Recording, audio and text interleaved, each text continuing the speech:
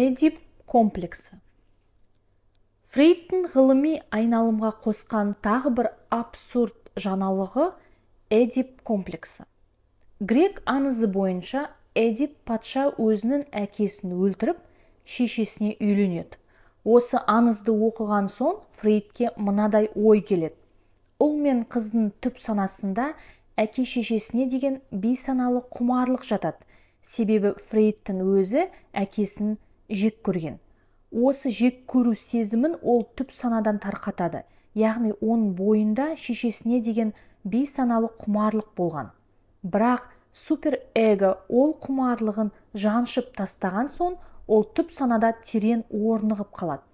Оның ойынша осы қалауы оған маза бермей невроз туғызған. Шешесін әкесінен қызғанатын сезімге шырматылған. 1887 жылы досы Вильгельм Флиске жазған хатында өзіне осылай диагноз қояды. Әрі қарай теориясын былай тарқатады.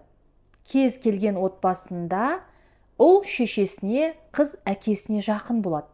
Не үшін? Бүлдіршіндер себебін білмейді, бірақ түп санасында құмарлық сезімі түркілеп жатыр. Егер суперэго бұл сенің әке-шешең тыныш отыр деп табу қоймаса, сезімі ашық көрінер еді. Құмарлық түп санаға орнығады да баланың мінезіне әсер етеді. Қыз шешесін бәсекелес көріп, әкесін қызғанады. Шешесіне мінез көрсетеді. Әкесінің көңілін өзіне аударуды қалайды. Ер балада да дәл сондай процесс әкесіне қарсы жүріп жатады. Дәл осындай теорияны Карл Густав Юнг те айтқан, бірақ оған электрокомплексі деп ат берген. Ол да идеясын грек аңызынан алады. Аңызда Агамемнон патшаның Электра деген қызы болады. Ол әкесінің жүрегін жаулау үшін шешесімен өштесіп, ақыры өлтіріп тынады. Бірақ Юнг мұндай комплекс ұлдарда емес, тек қыздарда болады деген. Алайда Юнгке қарағанда Фрейдтің теориясы айналымға бір жола енді. Себебі Фрейд әу баста адамды өмірге құштар ететін құмарлық, кез келген адамның іс-әрекетінен жасырын құмарлық қалауын көруге болады. Адам саналы түрде жетістікке, байлыққа, даңққа ұмтылады, бірақ оны бейсаналы түрде құмарлық түртпектеп тұр. Ол жетістікке, байлыққа жеткен сайын жыныстық құмарлықтың есігі ашыла түседі. Еркек неғұрлым бай болса, соғұрлым қыз құшуға мүмкіндігі көбейеді. Бірақ ол алдына мақсат мұрат қойғанда құмарлықты ойламайды, немесе осыдан байып алайын, сосын секспен армансыз айналысам деп айтпауы да мүмкін. Қалай? Тілек адамның түп санасында суперэгодан жасырын жатады. Бір күні арманына қол жеткізгенде құмарлық таразының екінші басындағы суперэгоның моральдарын басып кетеді. Мысалы, жігіт қызға ғашық болғанда саналы түрде сексті ойламауы мүмкін. Секске деген құмарлық түп санада жатыр. Ғашығына қол жеткізгенде түп санада бұғып жатқан нәпсі құмарлығы арсаландап шыға келеді. Фрейд құмарлық идеясын осылай тарқатқан соң ғалымдар арасында мынадай сұрақ туды. Адамды өмірге құштар ететін жыныстық құмарлық болса, бүлдіршінді қайда қоямыз? Оның бойында құмарлық жоқ қой. Олардың өсіп жетілуіне не мотивация болады? Осы сұраққа жауап беру үшін Фрейд Эдип комплексін өмірге әкелді. Себебі мұның алдында ғана Адольф Паце, Генри Моцли сияқты психологтар секс-драйвер 3 жасар сәбиден байқалады деп сенімсіздеу пікір айтқан. Фрейд осы идеяны әрі тарқатып, сәбилердің де мотивациясын анықтауға күш салды. Тіпті кішкентай қыздың қуыршақты бесікке бөлеп, оған анасы болып ойнауын да түп санадағы шешесіне қарсы реакция деп дәлелдеді. Ұл баланың шешесіне көмектесуін, қарындасын ренжітіп жылатуын әкесіне деген қызғаныштан шығады деп тәпсірледі. Фрейдтің бұл теориясын әрі қарай дамытушылар болды. Юнг жоғарыда айтқан электрокомплексін енгізсе, Альфред Адлер өзінің индивидуалды психологиясына икемдеді. Ол бүйдет. Эдип комплексі отбасындағы ағайынды ұл мен қыздың арасында жік салады. Сондықтан оны басқаша дамыту керек. Эдип комплексі әсіресе ерке тотай бүлдіршінде басым болады.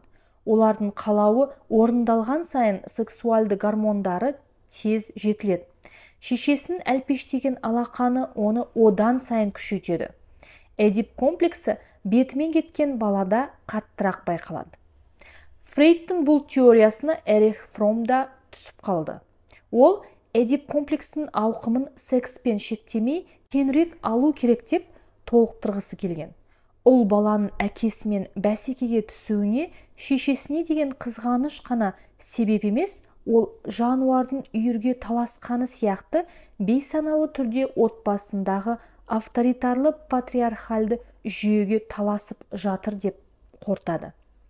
Тағы бір атақты психоаналитик Мелани Кляйн сәбидегі жыныстық құмарлық 1 жасынан бастап байқалады деп санады. Ол мұндай ойға баласын емшектен шығарған әйелді көріп отырып келген екен. Анасы бірінші объекті мен емшек сүті екінші объект, өзіне тиесілі емесін бейсаналы түрде түйсінеді. Яғни бұл нығметті әкесімен де бөлісу керек. Осы кезден бастап ол анасын қызғанып бастайды деген. Фрейд пен психоаналитиктердің қателігі адамды айуанға теңеуден шығады. Себебі әке-шешесіне деген инстинкті құмарлық, үйірге, ұрғашыға таласып қызғану жануарда болатын қасиет. Ал адам мүлде бөлек тіршілік иесі. Оның тәңірлік табиғатын толық ашпайынша, психоаналитиктердің осындай абсурд теориялары дұрыс боп көріне береді, тіпті емдеп те шығуы мүмкін. Екіншіден, ата-ана мен бала арасындағы илахи махаббатты аяқ асты қылады. Франкльдің мәнге ұмтылыс теориясы психоанализ ұстанымына қарсы тұрмағанда жағдай тіптен қиын еді. Франкль бүйдеді: адамды тіршілікке талпындырып тұрған күш мән мен хикмет, ғибрат пен мағыналы өмірге жетсем деген ниет. Мағынасыз құмарлықтың кез келген түрі адамды мезі қылады.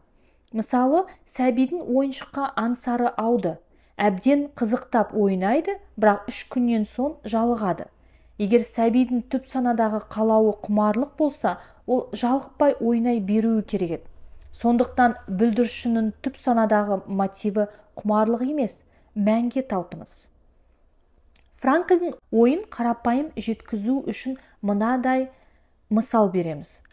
Ондай мысал Құдайдың құтты күні тетелес баласы бар үйде қайталанып жатыр, бірақ оған назар салмаймыз. Бір отбасындағы ағалы інілі 2 бала ойнап отырады. Үлкені 6-да, кішісі 2-де. Бір кезде әкесі үлкен ұлына қарап: ана бөлмеден көзілдірігімді әкеп берші деп жұмсайды. Үлкен ұл жүгіріп кетеді. Сөзді шала-пұла ұғатын інісі де артынан тұра ұмтылады. Үлкені көзілдірікті бұрын алып келе жатқаны сол еді, кішісі жерге шалқасынан түсіп бақырып жылайды. Әкесі: не болды, мынаған біреу тиісті ме деп сұрайды. Көзілдірікті неге сен әкелесің, мен әкелуім керек еді деп соған ола жылап жатыр дейді ағасы. Әкесі көзілдірікті орнына қайта қойдырады. Сосын кіші ұлын жұбатып: ал енді сен әкеле қойшы дейді. Кішісі шапқылап барып әкеліп береді. Әкесі: ой бәрекелді, таудай бол деп арқасынан қағып қояды. Алғыс пен мақтауға мәз болған кіші ұлы әкесінің қажетіне жарап, мәнді істің рақатын сезеді. Мағыналы істің рақатын соза түсу үшін қолына ілінген затты керек болсын, болмасын әкесіне қарай таси береді. Бұл сәтте баланың бойынан Фрейд айтқан секс құмарлық пен Адлер айтқан мәртебе құмарлықты көре алмайсыз. Бала мәнге талпынып жатыр. Башқұрт көсемі Уалидің тоған большевиктерден қашып Австрияда жүргенде, ойда жоқта Фрейдпен кездесіп, Эдип комплексін сынайды. Оқиға былай болған: 1935 жылы тоған Вена университетінде оқығанда бір үйді жалға алып тұрады. Үйдің төменгі қабатында Фрейдтің психоанализ институты орналасады. Оған армян студенттері Фрейдтің брошюраларын әкеп береді. Одан Эдип комплексі жайлы оқып тіксініп қалады.